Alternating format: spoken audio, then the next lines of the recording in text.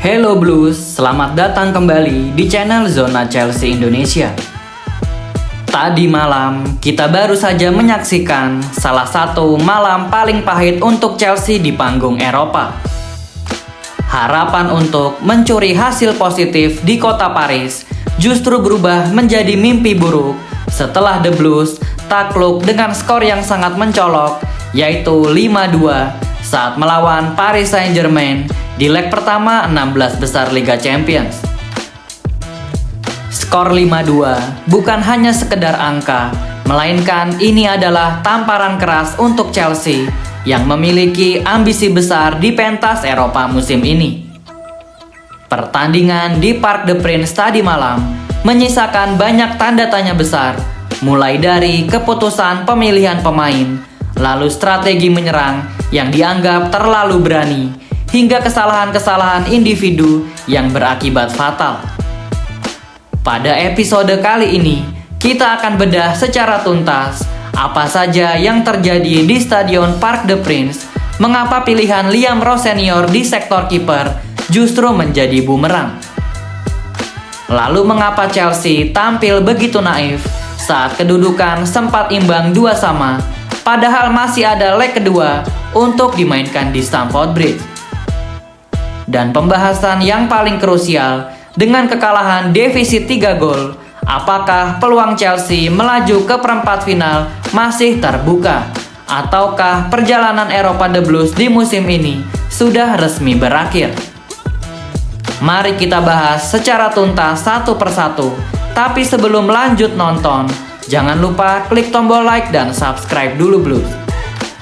Kalau sudah, mari kita masuk ke pembahasan sebagai berikut.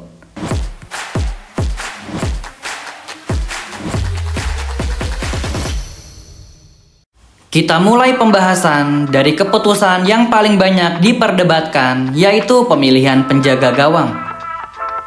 Liam Rose Senior kembali menjadikan Philip Jorgensen sebagai starter saat melakoni laga-laga penting dan membuat kejutan besar dengan membangku cadangkan Robert Sanchez.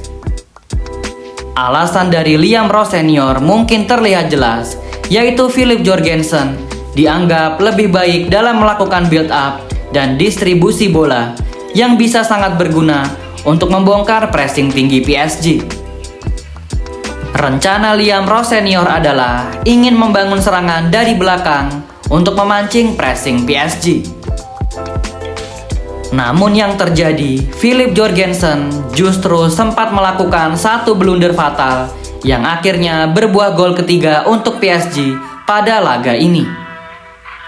Blunder-blunder kiper memang sering terjadi di babak 16 besar Liga Champions leg pertama edisi tahun ini, setelah sebelumnya kiper kedua Tottenham, yaitu Antonin Kinski, juga melakukan blunder fatal, tak hanya sekali, melainkan sebanyak 2 kali. Di awal-awal pertandingan, Philip Jorgensen sebenarnya tampil cukup solid dan bisa dibilang sangat efektif karena beberapa kali akurasi passingnya mampu membongkar lini tengah PSG.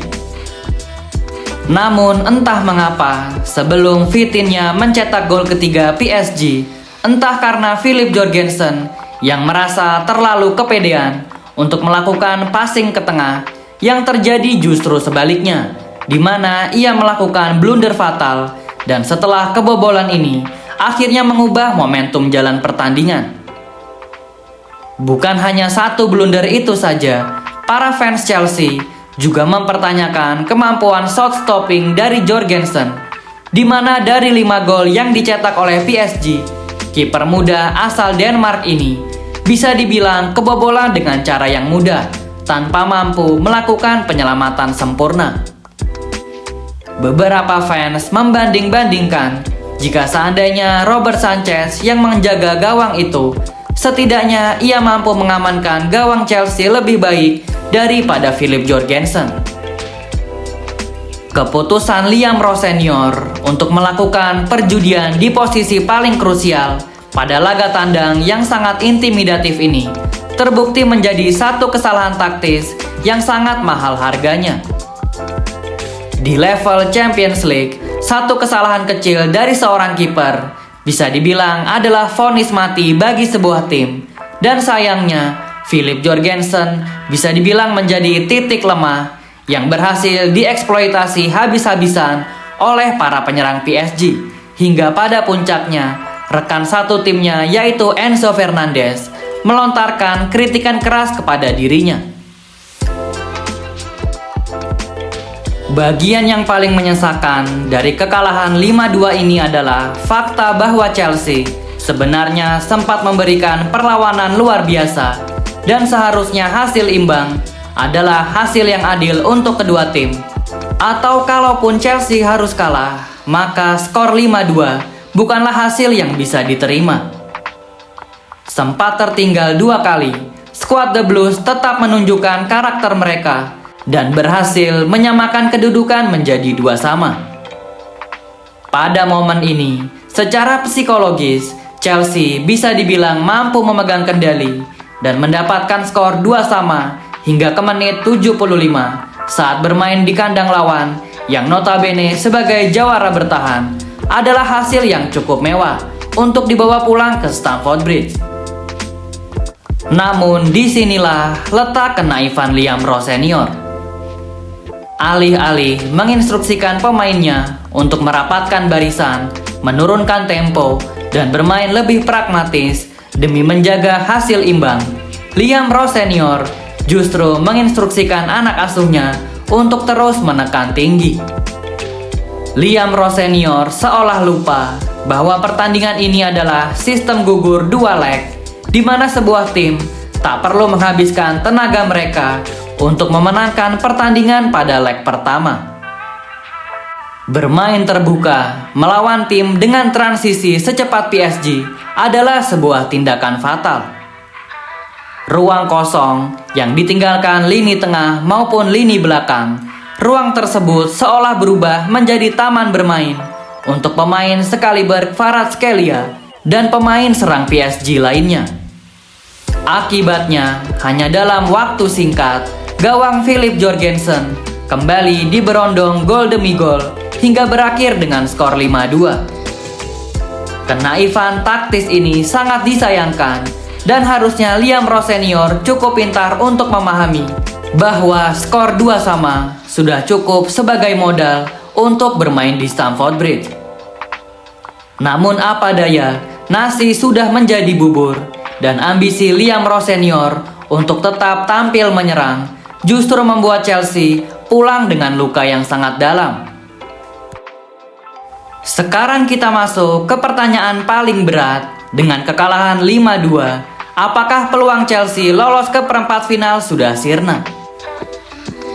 Jika berpikir secara logika awam, tertinggal 3 gol saat melawan juara bertahan bagaikan mendaki gunung yang sangat tinggi. Skuad Chelsea setidaknya harus mencetak 4 gol di Stamford Bridge dengan catatan tidak kebobolan sama sekali untuk bisa lolos ke babak selanjutnya. Meskipun bermain di kandang sendiri, melakukan pola bermain dengan cara menekan atau agresivitas tinggi kepada PSG, sama artinya juga membuka lini pertahanan sendiri, dan hal ini bisa dieksploitasi oleh Ousmane Dembélé dan kawan-kawan.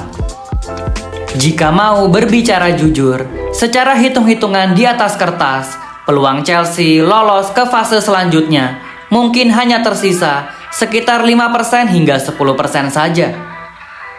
Bermain tanpa beban di kandang sendiri mungkin bisa memberikan kejutan, tetapi PSG bukanlah tim yang mudah kehilangan keunggulan 3 golnya. Fans Chelsea tidak boleh menyerah dulu, dan jangan lupakan satu hal, Stamford Bridge adalah tempat di mana keajaiban sering terjadi. Seperti saat 14 tahun yang lalu, di mana The Blues pernah membalikan keadaan saat melawan Napoli. Kuncinya adalah perbaikan total menyeluruh, dan Liam Rowe senior harus belajar dari kesalahan-kesalahannya saat bermain di Paris. Jika di leg kedua nanti, Chelsea bisa mencetak gol cepat di 15 menit pertama, secara mental PSG mungkin akan goyah. Namun jika Chelsea kembali bermain naif dan membiarkan PSG mencetak gol lewat serangan balik, maka lupakanlah sudah soal lolos ke perempat final. Sebagai penutup, kekalahan 5-2 ini adalah pelajaran pahit bagi Liam Ross senior dan skuad mudanya. Liga Champions tidak akan mentoleransi ruang kesalahan individu atau kenaifan strategi. Ini adalah kompetisi tentang efisiensi dan kedewasaan dari bermain. Chelsea kini berada di posisi yang sangat sulit. Di satu sisi, mereka harus segera bangkit saat melawan PSG. Di sisi yang lain, skuad The Blues juga harus cerdik untuk membagi fokus mereka di kompetisi liga. Pada akhir pekan nanti, The Blues sudah ditunggu oleh The Toon Army di rumah mereka sendiri. Skuad Chelsea harus segera move on dari kekalahan menyakitkan tersebut dan harus alihkan fokus mereka pada akhir pekan nanti. Kemenangan meyakinkan saat melawan Newcastle United bisa dijadikan sebagai modal berharga untuk menghadapi leg kedua pada tengah pekan besok. Apapun hasilnya di leg kedua nanti, satu hal yang pasti, sebagai fans setia Chelsea, kita tetap harus berdiri di belakang tim ini. Bagaimana menurut kalian Blues? Lagi-lagi soal permasalahan kiper, siapakah kiper Chelsea yang layak untuk dijadikan starter di sisa musim ini? Jawab secara jujur, yakinkah kalian bahwa The Blues mampu melakukan remontada pada leg kedua nanti? Tulis jawaban dan analisa kalian di kolom komentar Blues. Thank you yang udah nonton episode ini. Jangan lupa like, komen, share, dan subscribe sebagai support channel Zona Chelsea Indonesia. Sampai jumpa lagi di episode-episode selanjutnya. Dan jangan lupakan untuk nyalakan lonceng notifikasi karena kami akan mengupdate seputar kabar Chelsea sesering mungkin. Thank you for watching and keep the blue flag flying high.